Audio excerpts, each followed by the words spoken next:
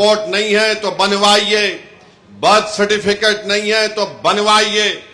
अगर कोई retired pensioner है तो जो पेंशन का आर्डर मिलता है उसको उठाकर रखिए।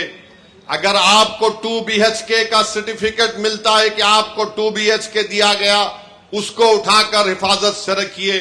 अगर जमीन गवर्नमेंट ने आपको अलॉट की तो उसको उठाकर रखिए। अगर आप गवर्नमेंट के मुलाजिम हैं या थे, उसका आईडी कार्ड उठाकर रखिए।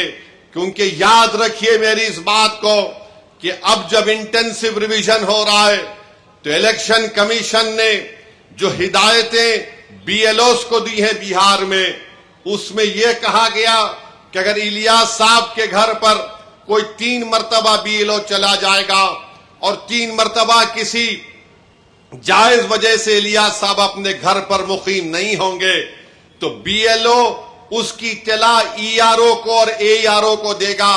और ये AERO और ERO को इख्तियार हासिल है कि वो 1955 के सिटीजनशिप एक्ट के तहत उन तमाम ओहदेदारों को इत्तला देना कि इलियास साहब शायद भारत के नागरिक नहीं हैं। तो ये सिटीजनशिप का मसला पैदा हो जाएगा। तेलंगाना में भी इंटेंसिव रिवीजन होगा, बल्कि पूरे मुल्क में होगा।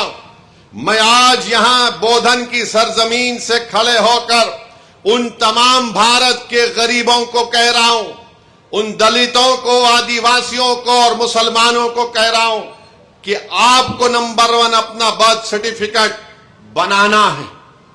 10th क्लास अगर किसी ने किया तो मार्कशीट तैयार रखना है।